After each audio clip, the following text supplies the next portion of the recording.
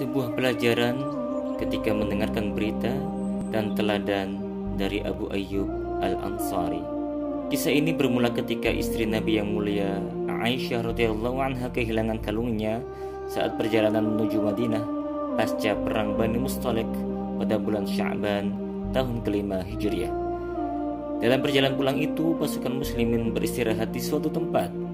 Saat itu Aisyah radhiyallahu anha keluar dari sekedupnya, yaitu semacam tandu yang berada di atas punggung unta untuk suatu keperluan.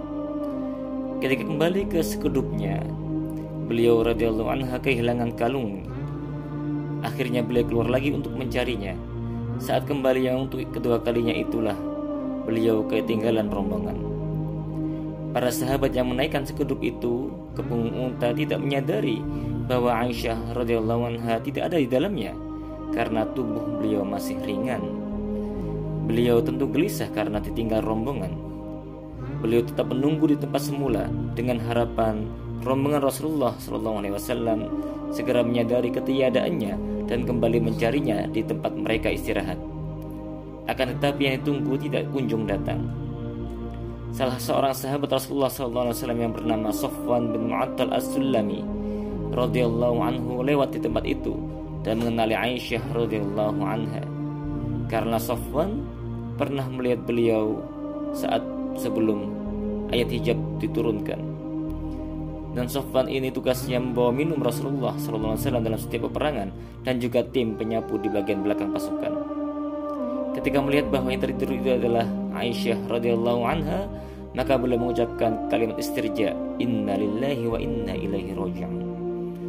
Safwan radhiyallahu anhu kemudian membantu beliau untuk menaikkan ke untanya, sementara Safwan menuntunnya sampai ke Madinah. Sejak bertemu dan selama perjalanan, Safwan radhiyallahu anhu tidak pernah mengucapkan kalimat apapun kepada Aisyah selain ucapan istirja tadi. Pun demikian Aisyah tidak mengucapkan sepatah kata pun.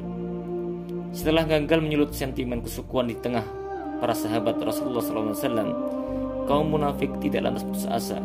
Mereka memanfaatkan insiden ini untuk menyebar racun di tengah kaum muslimin. Peristiwa ini pun kemudian dikenal dengan istilah haditsul ifki atau berita dusta. Peristiwa ini dimanfaatkan oleh kaum munafik. Mereka membubuhi kisah ini dengan berbagai kisah bohong. Di antara yang sangat berantusias menyebarkan cerita bohong dan keji itu adalah Abdullah bin Ubay bin Salul. Cerita bohong itu menyebar dengan cepat dari mulut ke mulut sehingga ada beberapa sahabat yang terfitnah dan tanpa disadari ikut andil dalam menyebarkan berita ini. Di antara mereka adalah Mistah bin Utsasah, sepupu Abu Bakar radhiyallahu anhu sendiri, Hasan bin Thabit, penyair Rasulullah, dan Hamnah bintu Jahsh radhiyallahu anhu. Hamnah bin Jahsh adalah saudara ipar Rasulullah. Rasulullah SAW sedih dengan berita yang tersebar, bukan karena melakukan kesetiaan istrinya. Beliau sama sekali tidak percaya bahwa istrinya Aisyah dan Safwan seperti yang digunjingkan. Beliau sangat sakit hatinya dan hampir saja berita ini memantik kekacauan dan kemarahan para sahabat. Sebulan penuh Aisyah radhiyallahu anha merasakan kepedihan akibat fitnah kaum munafikin ini. Pun demikian Rasulullah, sampai akhirnya Allah Ta'ala menurunkan 10 ayat di dalam Al-Quran perihal berita dusta ini, yaitu dalam surat An-Nur ayat ke-11 hingga ayat ke-20.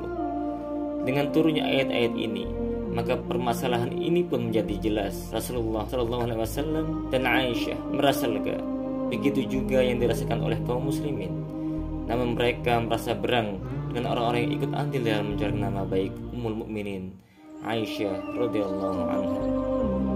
Allah Ta'ala mencela mereka yang terperangkap dalam jebakan orang-orang munafik dan memuji kaum mukminin yang tidak termakan isu ini dan menyikapinya dengan bijak sembari meyakini kedustaan berita ini.